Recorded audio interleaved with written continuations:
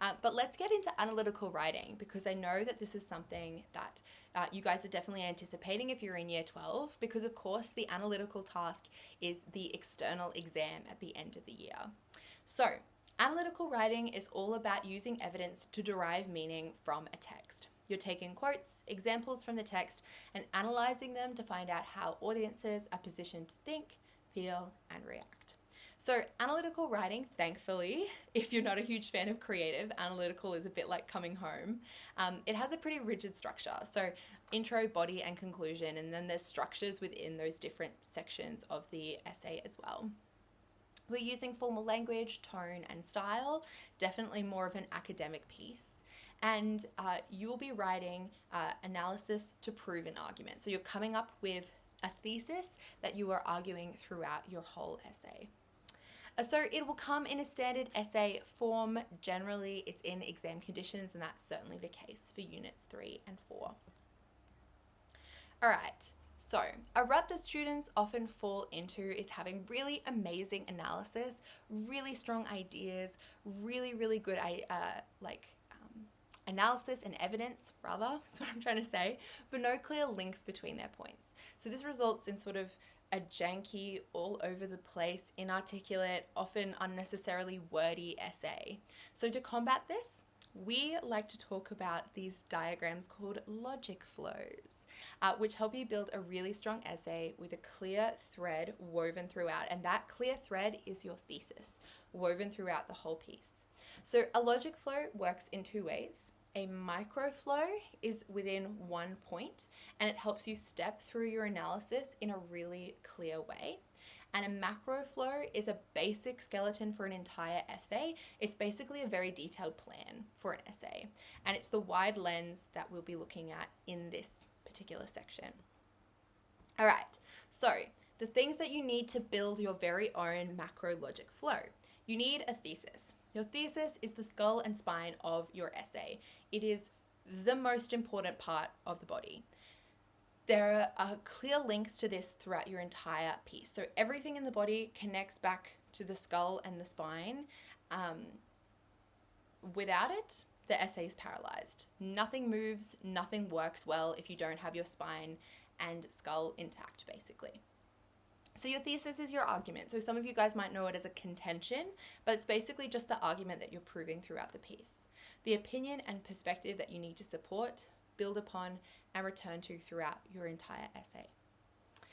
You also need to include your basic points. So these are kind of the topic sentences for each of your body paragraphs, and they act as joints, if we're using the body analogy, which we are, to connect all of your evidence together and allow your evidence to move towards your thesis. So they come in the form of topic sentences, and they will show your reader exactly where you are in your argument and what you're going to be talking about in your paragraph.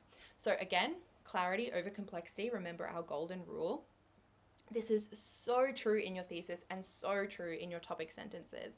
These need to be abundantly clear. These need to be the clearest part of your essay, because otherwise whoever is marking or reading your work won't know where you're up to, won't know what you're talking about, and things will get muddled and confused. So definitely make sure you are having real clarity in those parts of the essay. Then you need to have your evidence. So your evidence includes, your evidence works as sort of the limbs of your essay. It's the arms and the legs. So without it, your essay can't go anywhere. They can't move anywhere. They can't pick anything up.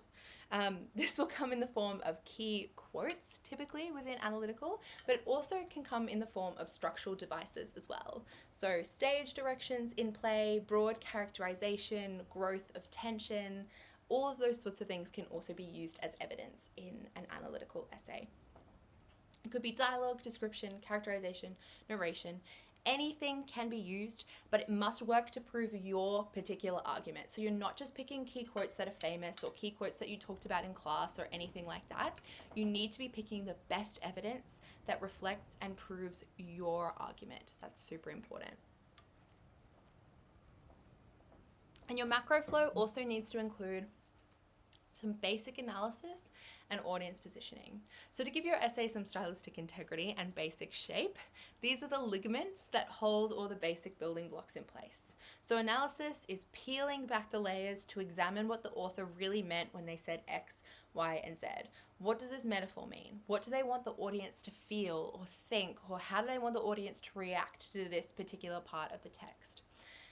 All of those sorts of things come into your analysis and audience positioning. And then you need to have some sort of closing statement, a little sentence or two that you might include in your conclusion. So the feet, the final part of our body analogy, without them the essay is not complete. So logic has the most strength when it is continued right through to the end. Your thesis needs to be argued until your last breath at the end of this essay. So it should be really obvious in your conclusion what your thesis is and that you've argued it successfully, basically throughout. So you can wrap up your piece by rewording your thesis to basically say, yes, I have proven this to be correct. And you need to ask yourself the question, basically, if this was a debate, if I was doing a sort of persuasive speech, would the audience be satisfied with my conclusion? Would they feel as if I had argued this successfully? All right. So this is what a macro flow looks like. It's a little bit messy on a PowerPoint slide, but hopefully with the help of my cursor, I'll be able to show you the different parts. So the best way to do a flow is to draw it physically, and this is certainly going to be the case in your analytical exam. In your planning time, about 15 minutes at the start of the exam, this is when you'd be creating this. And the key thing that you need to be doing in the lead up to this exam is practicing doing this in a short amount of time. So the more often you practice doing a plan in exam conditions, the far more prepared you'll be to actually writing the exam. Because honestly, this is going to be the hardest part of the exam, is getting all of your ideas down on the page, getting things connected and flowing nicely together. All right, so lots of connecting branches, lots of arrows. So you begin with your thesis at the top of the page, and you should highlight the most important words within your thesis. Those important words can be repeated throughout the essay, and it indicates to the marker that you're building on your thesis, you're linking back to your thesis, everything connects to your thesis. Below your thesis, you draw an arrow to your first point, and this is actually this arrow here. So next to the arrow, write a rough topic sentence for your body paragraph number 1. How does this point connect to your argument, and how will your evidence play into it? That is the key question you need to be asking yourself. And then below that topic sentence, this way over here, add your evidence. There should be only 2 or 3 pieces of evidence in your paragraph if you are using the appropriate amount of detail, which is lots. There needs to be lots of detail in all of your paragraphs. And then from there, from your evidence, you begin to dot point little bits of analysis, audience positioning, and critic's perspective if that's applicable for the task that you're doing. Everything you write needs to link back to your thesis. So important. And you're adding the layers of your argument one at a time. Now, I know that in the context of exam conditions, only 15 minutes of planning time, you won't have time to be writing out all of your analysis and audience positioning in sentence form. There's just not the time for that. But just dot pointing them out can be a really good way, and it helps so much with writer's block, because you're like, okay, this is what I'm going to write for my analysis. Right. And then your paragraphs must link. So your essay needs to work as a whole body made up of different parts. So in between when you've completed all your body paragraph 1 and you're linking to your next paragraph, make sure you have a little cohesive device. This is further explored. Therefore, as a result, however, using those little cohesive words to ensure that everything links together. Nice. All right, once you're done, this is something that you might be doing if you are practicing outside of exam conditions. I know that you might not entirely have the time to be doing this within the exam room, but highlight throughout the plan how many times you've mentioned your thesis, either explicitly or implicitly. You need to have plenty of color on the page. If you don't, that's a pretty good indication that you need to be linking back to your thesis more. And when we talk about microflows in a moment, you'll see what I mean when I say linking back to your thesis. Now, it's really important to remember that you are considered the smartest person in the room. You know more than than the reader of your work, and you need to do the job of stepping them through your logic and your argument. You can't just assume that they have made the same logic jumps as you have, that they've made the same connections that you have. It's up to you to help them do that. And there you go. That's 80% of an essay completed. That's all of the hard work. It's just up to you to take that and put that in sentence form. If you continue to practice making these flows for lots of different essay options or topics, then the process of linking and sequencing your logic together comes a million times easier. And you've established another skill that will help you write quickly and effectively in your exams. All right, so the basic ingredients for analytical pieces, as we mentioned before, your thesis, it's the answer to the given question or task, your evidence, your analysis, and your audience positioning. And all of this can be plugged down into this below, which is called a microflow. So your microflow is used multiple times within a body paragraph every time you introduce a new piece of evidence. So it starts off with what? What? That's your evidence. So what? What does this evidence mean? That's your analysis. So how? How does this analysis position readers to think, feel, and react? So now, how does this link back to my thesis? And you repeat that for every new piece of evidence that you have. All right. So refer back to your thesis constantly. Use the same words or synonyms of the words in your thesis to indicate really clearly to the marker that that's what you're doing. Link your paragraphs via your topic sentences, and your topic sentences need to be really clear indicators of what the paragraph is about and how your argument is being built into that paragraph. Check that your ideas make sense in the order that they are in. Your first paragraph should be your strongest point, and then you continue to build on that using other evidence in your other paragraphs.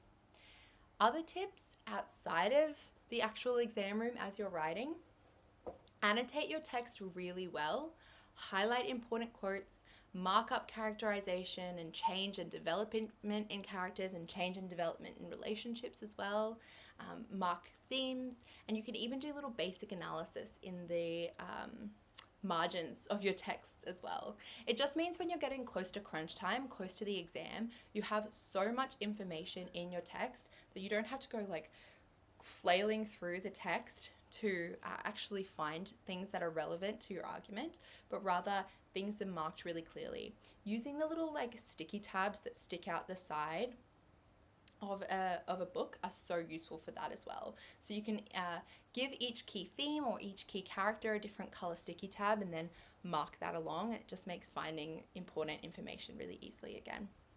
Practice analyzing key quotes in depth. That should be an absolute knee-jerk skill that you have by the time you do this exam, and definitely plan your essay before you write it. You can also practice doing those macro flows, those big plans, because if you can do a whole one in 15 minutes or even 20 minutes using a little bit of your writing time, then your life will just be 3 million times easier.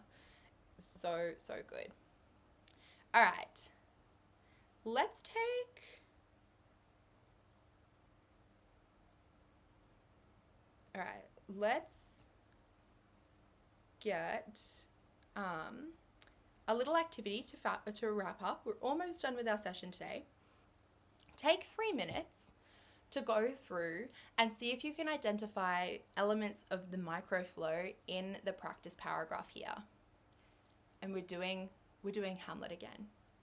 Some key things to know about this is that Claudius is Hamlet's uncle, and Claudius killed Hamlet's father. So that's a little bit of important context. But see if you can identify elements of that microflow in that paragraph.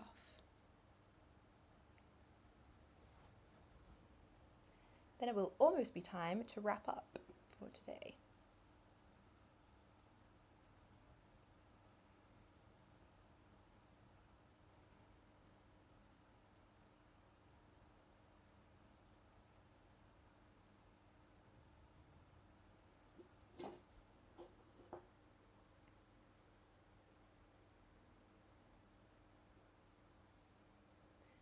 actually take 5 minutes to do that. Have a go at pulling that apart. How can you see how that formula works? And also consider, do you feel like that formula is effective? Do you feel like the analysis has been done strongly?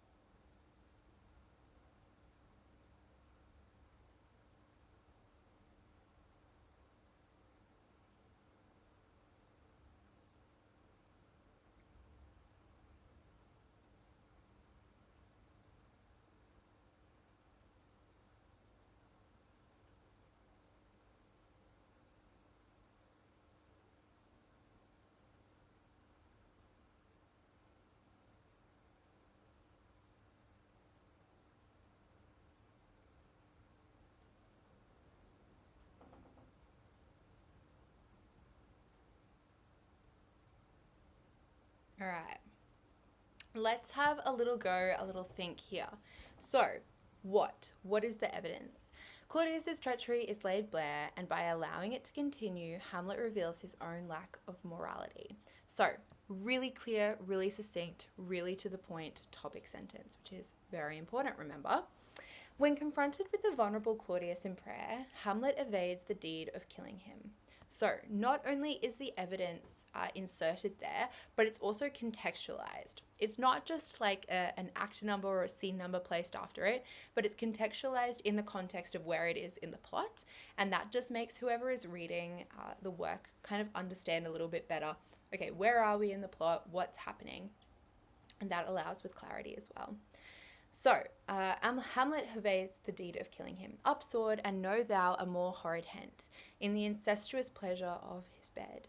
Incestuous mirrors the sordid diction of Claudius's own confession and communicates to audiences that Hamlet is aware of the corruption, the evil behavior the prince has the power and opportunity to stop, but would rather sheath his sword and allow horrid deeds to continue to satisfy his own parameters for revenge. This moral weakness upsets the balance of the tumultuous court further. Thus, the audience is positioned to see his actions as the catalysts of his destruction in the closing scene of the play. Ultimately, it is this lack of moral strength that is the nail Shakespeare drives into audiences, positioning them to condemn Hamlet's actions and to view him as weak. So, evidence.